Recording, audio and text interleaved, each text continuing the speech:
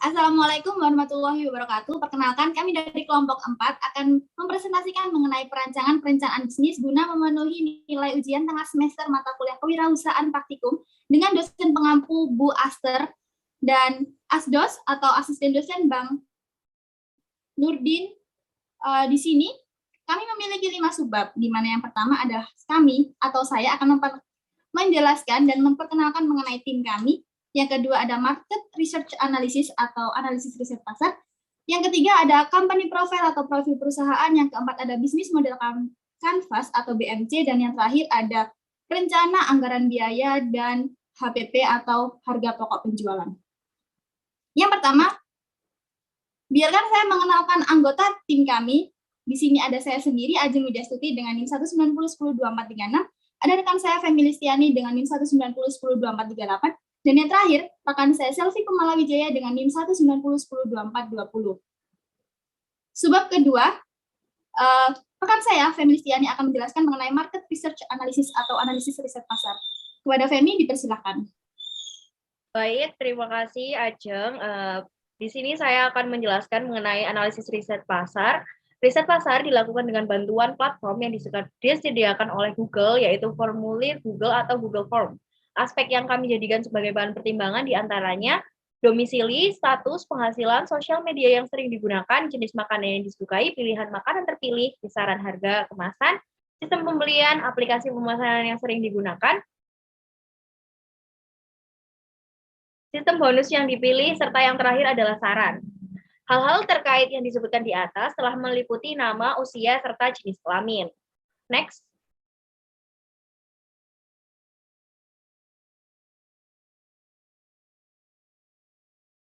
Untuk yang pertama yaitu produk, melalui riset yang kami lakukan, kami menawarkan 3 produk dengan 2 jenis yang berbeda, yaitu makanan ringan gurih dan makanan ringan manis atau biasa disebut dessert.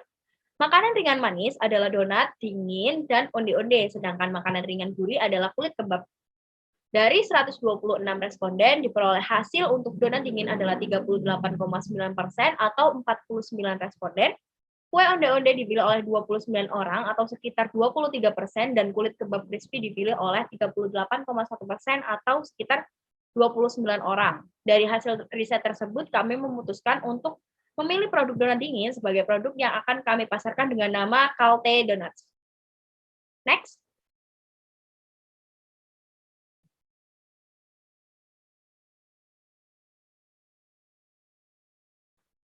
Riset yang kedua adalah mengenai harga. Harga merupakan sejumlah uang yang harus dikeluarkan pembeli terhadap barang atau jasa yang diinginkan atau dibutuhkannya. Karena itu, harga perlu dipikirkan dengan matang, baik serta cermat.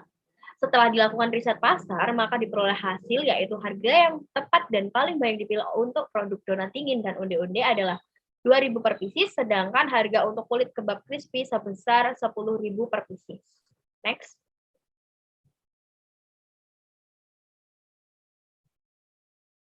Analisis riset pasar yang ketiga adalah mengenai kemasan atau packaging. Secara umum, kemasan adalah suatu wadah atau pembungkus yang berfungsi untuk mencegah terjadinya kerusakan pada suatu produk atau barang.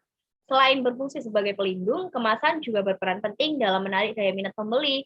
Kami menawarkan 4 jenis packaging untuk disurvei di masyarakat, yaitu yang pertama paper box, yang kedua mika plastik, serta ketiga standing pouch, dan yang terakhir plastik box. Berdasarkan nilai penuh 100% untuk 126 responden, sebanyak 41,6% atau setara dengan 52 jawaban memilih paper box sebagai kemasan produk. 14,4% atau 18 orang memilih mika plastik, 23,2% atau 29 orang memilih standing pouch, 20,8% atau 26 orang memilih plastik box, dan 1 orang tidak memilih pada riset pasar mengenai kemasan atau packaging. Sesuai dengan hasil diagram, diperoleh kemasan yang paling banyak diminati adalah paper box. Next.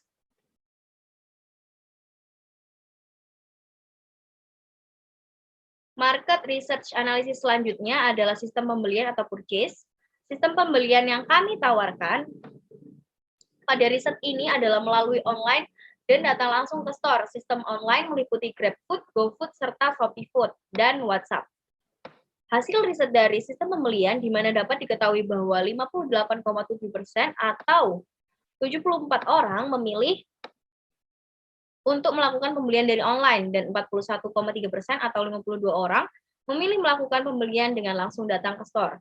Hasil ini membuktikan bahwa lebih banyak orang yang melakukan pembelian melalui online daripada datang langsung ke store. Hasil riset kedua, untuk jenis pembelian online terdapat beberapa opsi, diantaranya GrabFood sebanyak 25 jawaban, GoFood sebanyak 52 jawaban, Shopee Food sebanyak 21 jawaban, WhatsApp sebanyak 20 jawaban, dan 8 orang tidak memiliki jawaban, sehingga kesimpulannya adalah platform GoFood lebih banyak diminati daripada platform lainnya.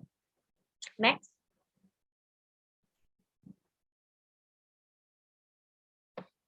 Yang selanjutnya adalah sistem bonus. Sistem bonus adalah suatu sistem atau kegiatan yang dilakukan atau diberikan kepada pembeli karena pembelian atau order dalam jumlah tinggi atau besar. Hal ini bertujuan untuk memuaskan pelanggan dan dapat menarik pelanggan tetap. Sistem bonus yang kami tawarkan adalah potongan harga dan tambahan produk. Untuk sistem bonus potongan harga lebih tinggi sebanyak persentasenya 52,4% dari sistem bonus tambahan produk. Dalam jumlah peminat, potongan harga memperoleh 96 jawaban, sedangkan tambahan produk memperoleh 30 jawaban. Next.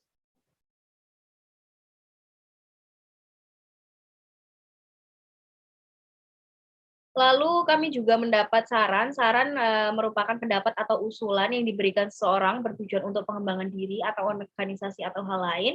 Beberapa saran yang diberikan antara lain, yang pertama berbanyak varian rasa dan menginovasikan model kemasan sekreatif mungkin. Yang kedua, jaminan harga yang seimbang dengan produk. Yang ketiga, memiliki deskripsi produk hingga kalori. Yang keempat, kualitas utama adalah rasa dan pelayanan. Yang kelima, mempromosikan produk di banyak sosial media agar cepat dikenal masyarakat. Yang selanjutnya memperhatikan unsur kesehatan, harga terjangkau, informasi mudah didapat, dan metode pemasaran yang cepat dan luas. Yang terakhir memperhatikan minyak dari produk atau packaging didesain yang mudah menyerap minyak. Next.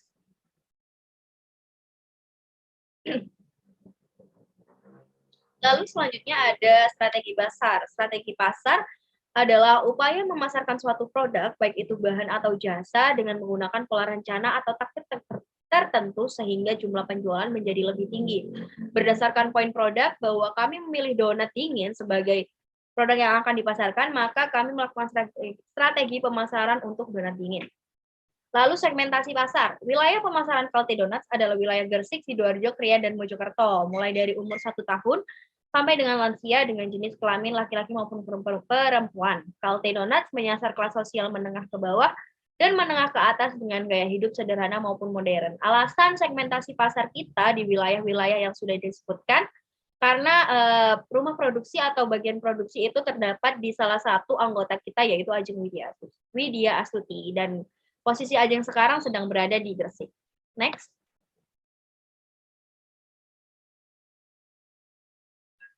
Yang kedua adalah positioning. Positioning adalah tindakan perusahaan dalam merancang produk dan strategi pemasaran agar dapat menciptakan kesan tertentu yang diingat di benak konsumen.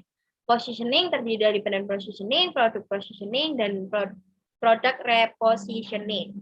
Yang kedua ada targeting. Yang selanjutnya ada targeting. Target atau sasaran utama usaha Kalte Donuts adalah seluruh kalangan masyarakat dari rentan usia 5 tahun sampai dengan lansia, karena donat dingin yang kami produksi tidak menggunakan bahan pengawet, sehingga aman untuk dikonsumsi semua kalangan. Next.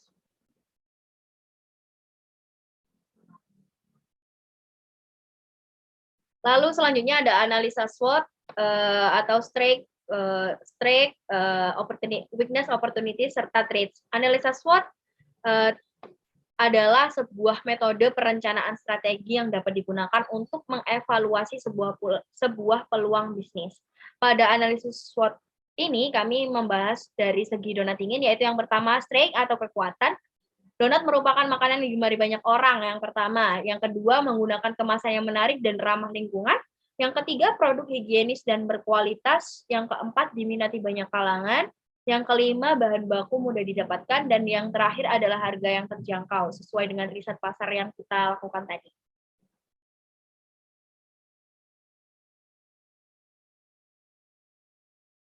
Analisis yang kedua yaitu weakness atau kelemahan.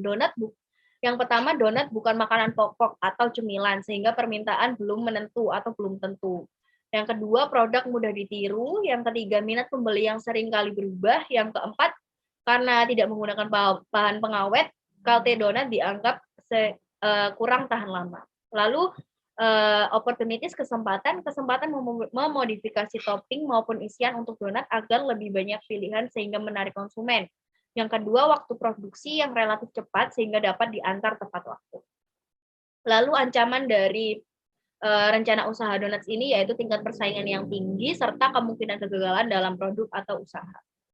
Next.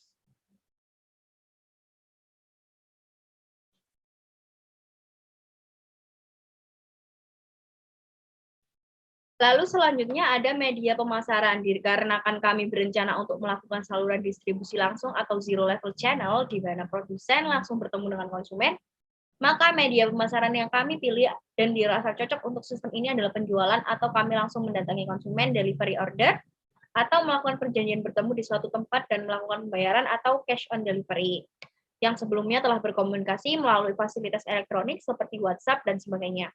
Hal-hal berkaitan ini dilakukan sesuai kesepakatan antara penjual dengan pembeli. Selain dapat menggunakan sistem-sistem yang ditawarkan oleh Kalte Donuts, kita juga membuka sesuai dengan riset, yaitu melalui Gojek atau GoFood. Next.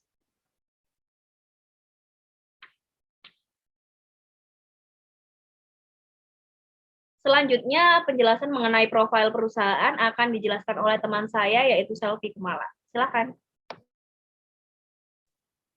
Terima kasih, Femi. Selanjutnya saya akan menjelaskan mengenai profil perusahaan kami, yaitu nama usaha kami yaitu Home Industry Bonce, dengan nama produk kami itu Kalte Donuts, yang beralamat di Jalan Sumengko, RT 9, RW 4, Winginamon, Gresik, Jawa Timur, 61176, dengan nomor telepon 085 80 45 844 80. Tanggal berdirinya perusahaan ini yaitu tanggal 13 Oktober 2021. Lalu kami memiliki email juga yaitu bunchdonuts@gmail.com. Lalu Instagramnya ada @kalte.donuts. Next. Kita masuk ke sejarah perusahaan. Kalte Donuts didirikan oleh 3 mahasiswa yang sedang menempuh pendidikan semester 5 pada tahun 2021 di salah satu perguruan tinggi di Indonesia. Mereka adalah Ajeng Widyastuti, Femi Listiani, dan saya sendiri, Selvi Kumala Wijaya. Nama Kalte Donuts diambil dari bahasa Jerman yang berarti donat dingin, sehingga dibuatlah usaha dengan produk makanan ringan yaitu donat dingin. Ide untuk mendirikan Kalte Donuts berawal dari tugas salah satu mata kuliah yang kami ampuh, yaitu kewirausahaan. Hal ini juga didukung oleh orang tua Ajeng Widyastuti yang memiliki basic dalam membuat kue dan sering mendapatkan pesanan, sehingga kami bertiga ingin mengembangkan usaha ini lebih serius. Lalu ada konsep Kalte Donuts. Proses pengembangan dan ide inovasi Kalte Donuts berlangsung dalam waktu yang cukup lama, kurang lebih sekitar 3 tahun yang lalu ketika usaha ini masih dilakukan oleh orang tua dari Ajeng Widyastuti. Kemudian pada tahun 2021 ini, yang kebetulan juga bersamaan dengan adanya tugas kuliah, kami berusaha melakukan riset dan survei pasar mengenai produk cemilan apa yang diminati oleh masyarakat, dan donat menjadi salah satu cemilan yang banyak diminati di Indonesia.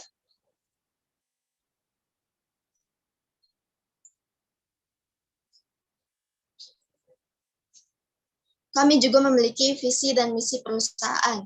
Dimulai dari visi. Yang pertama, mengembangkan suatu usaha yang sudah ada dengan mengembangkan dan memperbarui produk tersebut dengan lebih sehat dan berkualitas. Yang kedua, membangun dan mengembangkan potensi diri dalam membangun usaha-usaha mandiri.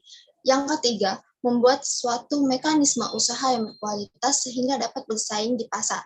Yang keempat, menjadikan donat Nusantara sebagai makanan sehat sehari-hari di masyarakat. Lalu selanjutnya ada misi perusahaan. Yang pertama, menjadi usaha donat yang mandiri dan berkualitas yang dapat bersaing di pasar dan juga dapat mengembangkan usahanya dengan baik di dalam negeri dan memiliki harapan untuk mengembangkan usaha hingga ke mancanegara untuk jangka panjangnya. Yang kedua, mengutamakan kemudahan pelayanan yang terbaik kepada pelanggan dalam proses pemilihan, pemesanan, penerimaan produk, dan pembayarannya. Yang terakhir, memberikan dan mempertahankan variasi akan cita rasa donat dan berbagai bentuk donat yang menarik.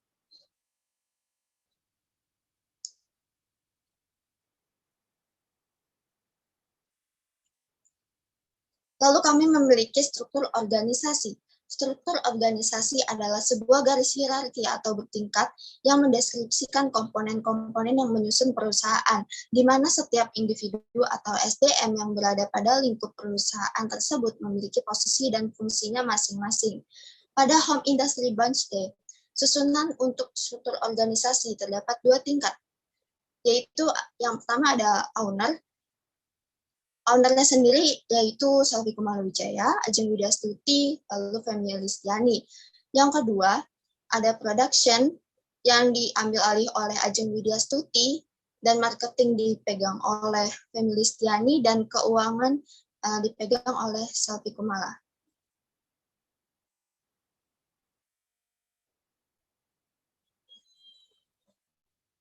Selanjutnya, deskripsi produk.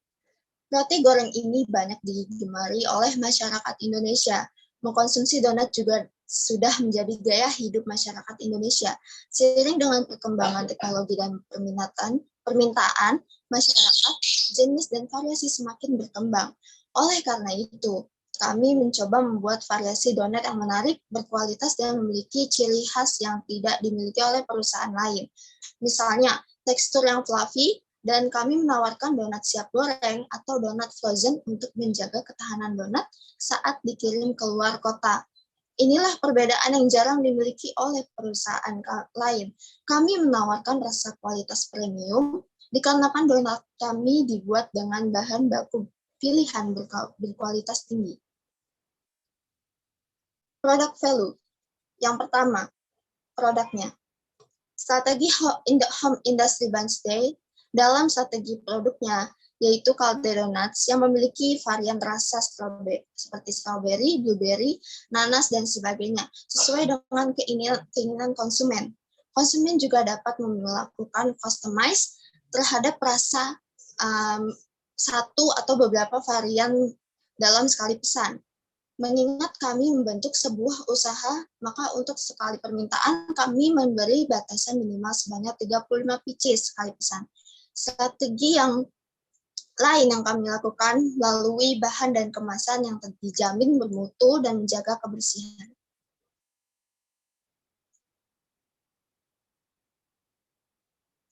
Yang B itu price atau harga. Calde Donuts pada Home Industry Branch Day melakukan perhitungan terhadap bahan-bahan yang digunakan, harga pasar, dan keuntungan. Setelah diperhitungkan dengan beberapa aspek, maka diperoleh harga untuk per pieces Calde Donuts sebesar Rp2.000. Yang ketiga ada promotion.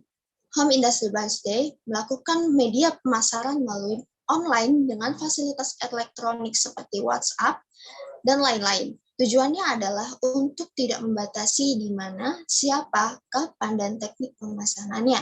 Hal ini dikarenakan media elektronik memiliki jangkauan yang lebih luas dan tidak terbatas. Yang keempat ada placement. Perusahaan memiliki 2 alternatif. Hal ini dikarenakan usaha yang baru dirintis ini belum memiliki jangkauan yang luas, sehingga kami para owner akan ikut andil langsung dalam pendistribusian produknya. Kedua alternatif ini adalah delivery order dan cash on delivery. Di mana sistem delivery order berarti penjual atau kami mendatangi konsumen langsung untuk membelikan produk. Kedua, sistem cash on delivery atau COD yang berarti pembeli dan penjual melakukan perjanjian bertemu di suatu tempat untuk membeli atau mengambil barang atau uang sesuai yang ditentukan sebelumnya melalui media promosi.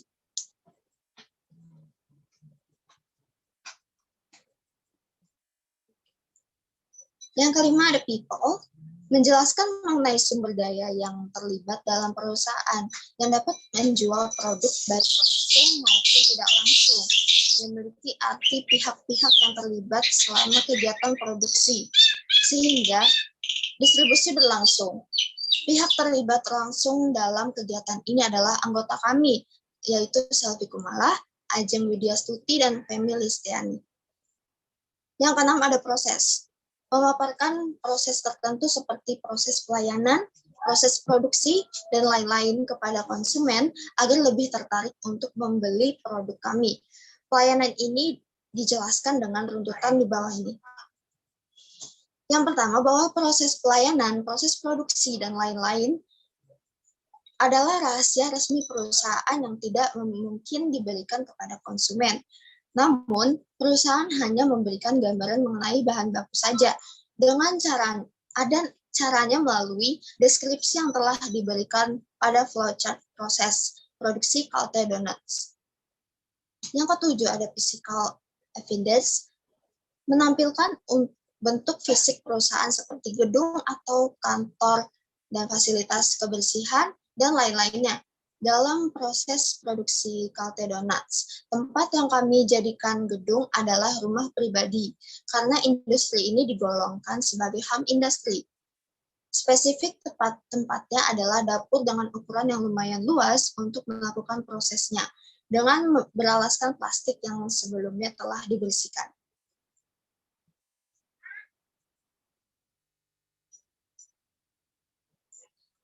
Berikut adalah tampilan flowchart pembuatan Calte Donuts. Yang pertama, dimulai dari persiapan bahan dan alat-alat yang akan digunakan.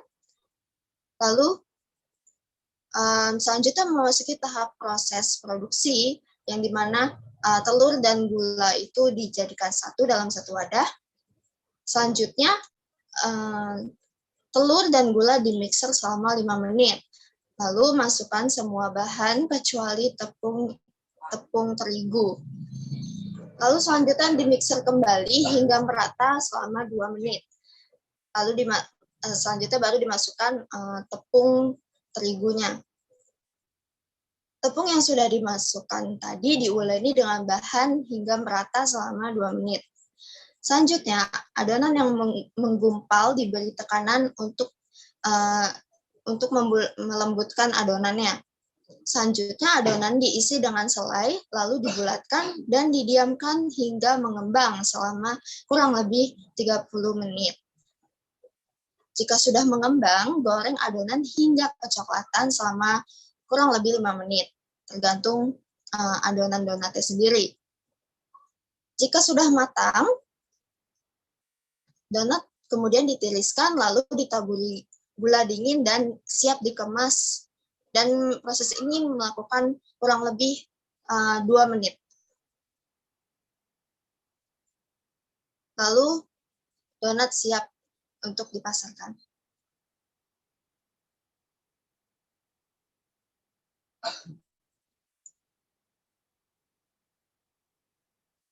Selanjutnya, penjelasan mengenai bisnis model Canvas akan dijelaskan oleh teman saya selanjutnya. Baik, penjelasan mengenai bisnis model Canvas akan saya jelaskan, boleh di next. Sebelumnya, bisnis model Canvas adalah sebuah alat atau tools yang membantu dalam memahami model bisnis secara detail dan terstruktur. BMC merancang sekonsep abstrak sebuah model bisnis yang mempresentasikan strategi dan proses bisnis dalam organisasi. Bisnis model Canvas pertama kali dikembangkan oleh Alexander Osterwelder dalam buku Business Model Generation. Konsep model bisnis yang dikembangkan oleh Alexander ini berhasil mengubah konsep model bisnis yang rumit menjadi sederhana dan mudah dimengerti. BMC dipresentasikan dengan visual blok-blok yang terdiri dari 9 elemen model bisnis yang disebut dengan 9 building blocks. Next.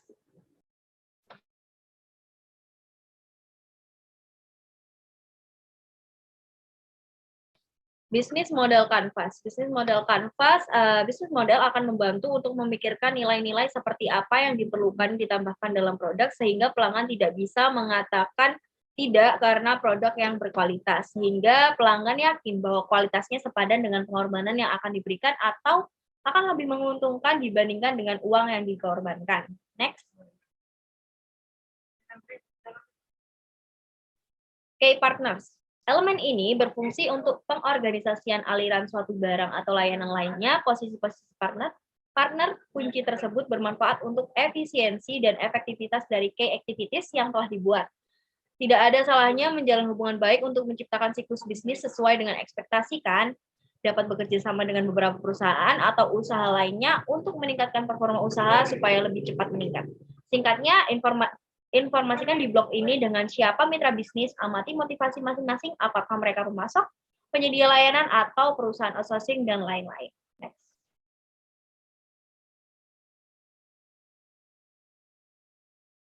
Lalu selanjutnya ada key activity. Key activities ini merupakan semua kegiatan yang berhubungan dengan produktivitas bisnis, yang ada kaitannya juga dengan sebuah produk, di mana kegiatan utamanya adalah menghasilkan proposisi nilai. Jadi pada dasarnya elemen ini menjelaskan mengenai bagaimana bisa menciptakan value proposition perusahaan dengan melakukan beberapa aktivitas supaya produk atau jasa lebih dikenal dan diterima banyak orang.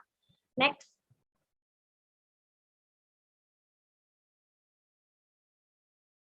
Selanjutnya ada key research. Key research atau sumber daya ini merupakan elemen bisnis model kanvas yang berisikan daftar sumber daya yang sebaiknya direncanakan dan dimiliki perusahaan. Tujuannya untuk mewujudkan value proposition mereka. Semua jenis sumber daya mulai dari pengolahan bahan baku, penataan sumber daya manusia, dan penataan proses operasional yang harus diperhatikan saat membuat model bisnis. Singkatnya, mereka semua adalah aset fundamental untuk pemeliharaan bisnis seperti perangkat lunak, sumber daya manusia, mesin, dan lain-lain. Next.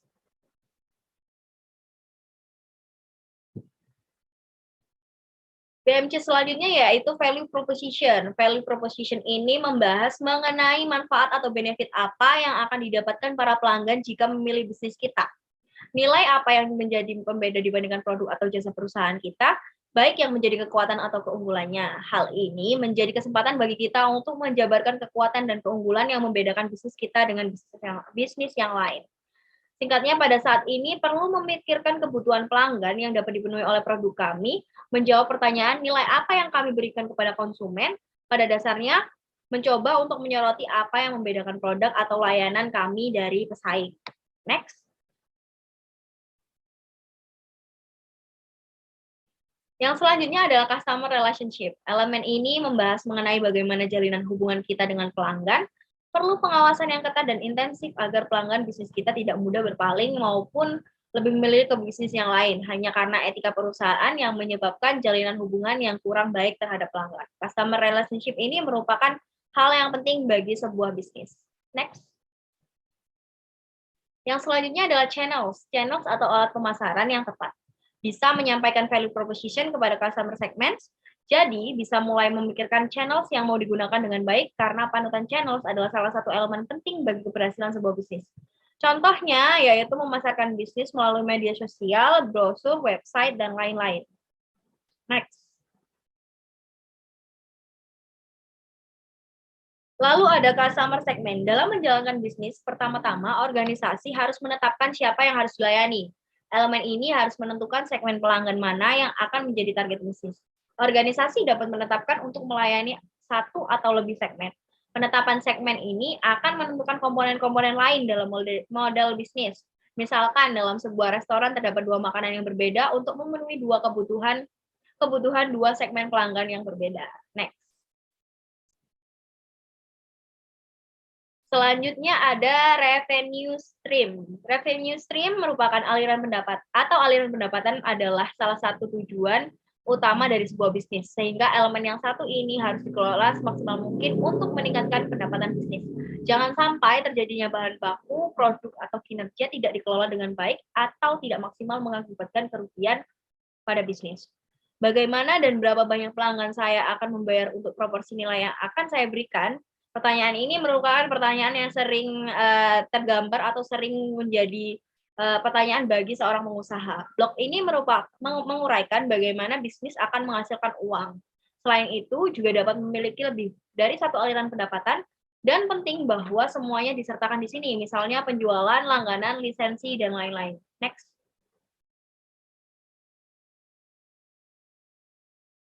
Lalu ada cost structure. Cost structure adalah struktur pembiayaan bisnis. Misalnya seperti biaya-biaya apa saja yang harus dikeluarkan.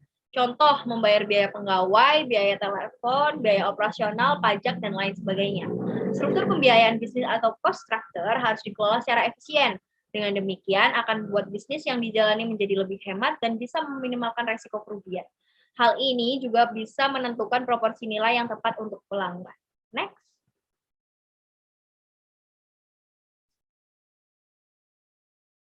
Berikut ini adalah bisnis model kanvas Calte Donuts. Dapat dilihat dari kotak pertama atau blok pertama yaitu key partner.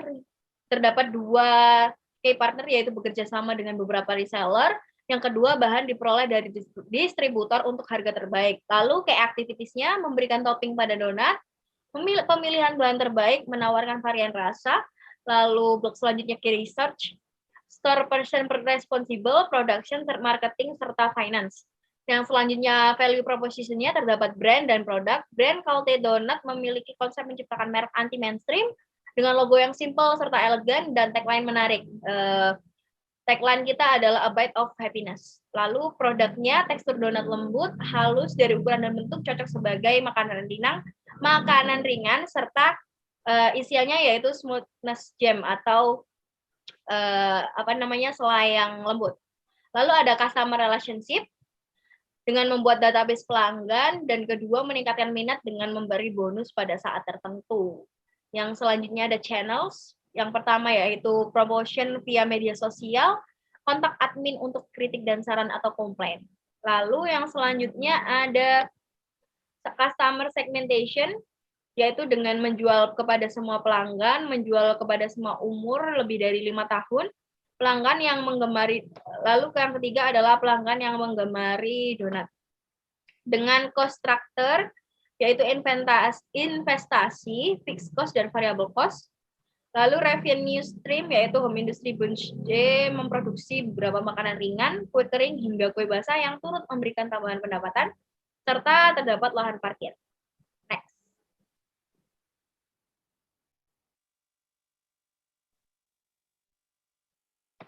Penjelasan selanjutnya mengenai RAB dan HPP akan dijelaskan oleh rekan saya, yaitu Ajeng Widya Astuti. Silakan Ajeng. Terima kasih Femi untuk waktunya. Di sini saya akan menjelaskan mengenai RAB atau Rencana Anggaran Biaya dan HPP, yaitu harga pokok penjualan. Poin pertama, saya akan menjelaskan mengenai RAB. RAB merupakan perhitungan rincian biaya yang diperlukan dalam sebuah proyek atau bisnis, sehingga diperoleh perkiraan biaya yang dibutuhkan, hingga proyek tersebut selesai atau bisnis tersebut menguntungkan. Pada slide selanjutnya, saya akan menjelaskan mengenai RAB pada Home Industry Bunch D. Nah, yang pertama ada bahan bakunya untuk produk Calte Donuts, di mana membutuhkan 1 kilo tepung terigu dengan harga 10.000 per kilonya, dan 3 butir telur sekitar 5.000, 2 ons gula atau 3.000 rupiah, 2 ons blue band dengan harga 5.000 rupiah, 1 sendok makan vernipan dengan harga 2.000, 1 sendok teh untuk pengampungnya dengan harga 1.000, setengah kilogram kentang dengan harga 6.000, berarti 1 kilonya 12.000, dan 2 liter minyak santo dengan harga 30.000. Mengapa kami memilih minyak santo? Karena santo terkenal dengan minyaknya yang jernih dan tidak mudah kotor. Selanjutnya bahan ada 1/4 selai, di mana harganya yaitu Rp4.000 dan gula dingin juga Rp4.000, dan air kelapa penuh dengan harga Rp500, dengan total untuk semua bahan baku sebesar Rp70.500. Nah, selanjutnya di sini adalah rencana anggaran biaya untuk Home Industry Bunch D. Dengan yang pertama, kami akan menjelaskan mengenai fixed cost, yang kedua ada variable cost. Yang pertama saya akan menjelaskan mengenai biaya perawatan atau fixed cost, di mana kami biaya fixed cost-nya yang pertama adalah kompor gas 2 tungku, tabung gas 3 kilo untuk isi uangnya, mixer, wajan, timbangan baskom, nampan tirisan, plastik segitiga. Nah, alat-alat ini adalah alat yang wajib ada saat kami akan melakukan proses produksi. Dengan satuannya buah, dengan jumlahnya hanya cukup 1, dengan harga satuannya untuk kompor gas Rp400.000, untuk tabung gas Rp18.000, untuk mixer Rp300.000, wajan Rp70.000, timbangan Rp30.000, dan basket Rp6.000. Untuk nampan tirisannya, kami harga satuannya yaitu Rp80.000 dan pasti segitiganya 500. Dengan subtotalnya Rp904.500. Rp904.500.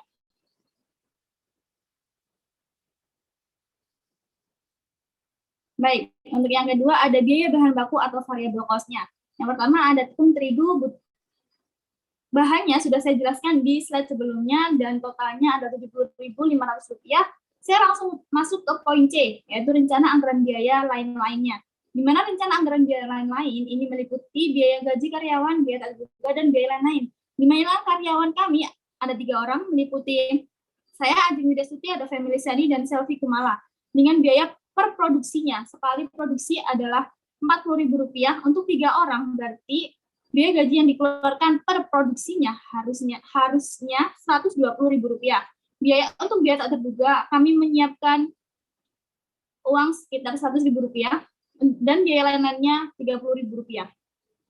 Dengan subtotalnya, setelah kami total menghasilkan Rp250.000. Nah, masuk ke HPP atau harga pokok penjualan. Yang biasa disebut dengan cost of goods sold atau COGS adalah seluruh biaya langsung yang dikeluarkan untuk memperoleh barang atau jasa yang dijual. Dalam menghitung HPP, biaya yang diperhitungkan mencakup biaya bahan baku, biaya tenaga kerja langsung, dan biaya overhead. Pada slide selanjutnya akan saya jelaskan mengenai HPP dari Kalte Donuts. Nah, ini adalah laporan harga pokok penjualan, di mana persediaan bahan awal kami memantau harga sekitar Rp18.000 saja. Untuk pembelian bahan baku pertama itu adalah sekitar Rp41.000. Ini adalah bahan-bahan yang sekiranya tidak disiapkan sebelumnya atau bahan yang mungkin mudah basi. Nah, untuk pembelian bahan baku kedua ini bahan-bahan yang sekiranya sudah ada di rumah, namun beberapa kehabisan. Di sini mematok harga sekitar Rp11.000 setelah kami hitung. Lalu untuk ongkos angkut pembelian sekitar Rp5.000 dan ketika ditotal hasilnya ada Rp57.000. Bahan tersedia untuk dipakai sekitar Rp75.000. Bahan langsung digunakan, bahan baku langsung digunakan sekitar Rp70.000 dan tenaga kerjanya seperti yang saya jelaskan sebelumnya adalah Rp40.000 untuk 1 orangnya. Biaya overhead pabrik di sini ada biaya listrik saja. Nah, karena kami hanya membutuhkan biaya listrik sekitar Rp30.000 untuk sekali produksi, total BOP-nya juga Rp30.000. Untuk biaya produksinya sebesar Rp140.000 setelah kami total dari yang atas hingga yang bawah. Untuk persediaan produk dalam proses akhir sebesar Rp60.000, lalu dikurangi untuk menemukan harga pokok produksinya. Jadi biaya produksi Rp140.000 dikurangi dengan harga pokok dalam proses akhir, 140 dikurangi 60 adalah Rp80.000. Sehingga HPP tersedia untuk dijual adalah Rp80.000. Persediaan untuk produk akhir sebesar Rp70.000. Kalau dikurangi, harga pokok penjualannya adalah Rp10.000. Memasuki slide akhir, di sini ada laba Kalte Donuts atau per resepnya. Penjualannya sebesar 40 dikali Rp2.000. Karena sekali produksi donat dingin atau Kalte Donuts ini sekitar 35 sampai 40 biji atau pieces dengan harga Rp20.000. Kami memilih untuk maksimalnya yaitu 40 sehingga harganya Rp80.000. Penjualan bersihnya pun sama, harga pokok penjualannya seperti sebelumnya Rp10.000, berarti laba kotornya dia ada Rp70.000. Beban pemasaran kami tidak ada. Iklan kami juga tidak ada karena kami sendiri pihak owner 3 anggota kami yang melakukannya sendiri sehingga beban pemasaran atau iklan tidak dipungut biaya.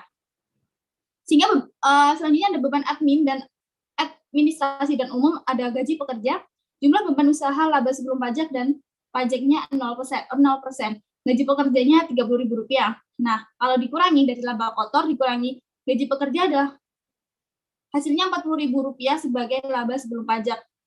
Berarti kalau dikurangi dengan pajak 0% berarti Rp0, maka laba setelah pajak adalah Rp40.000 per sekali proses produksi.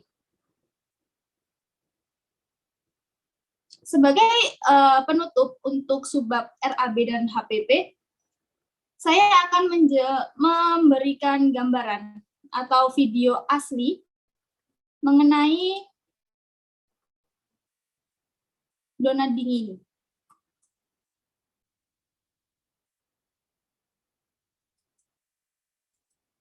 Lihat, ini adalah tampilan nyata dari donat dingin kami atau Kalti Donuts. Tampilannya seperti ini, gula dinginnya harus full. Oke. Saya memiliki video yang lain.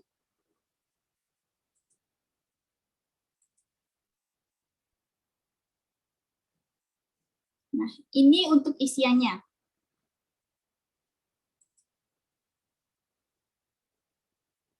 Di sini, saat kami membuat ini, kami memilih selai strawberry dengan smoothness jam.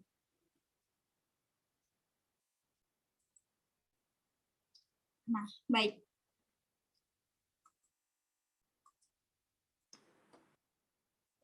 Untuk video donat dingin yang saya tampilkan sebelumnya adalah video nyata, video real yang saya ambil ketika ibu saya melakukan proses produksi.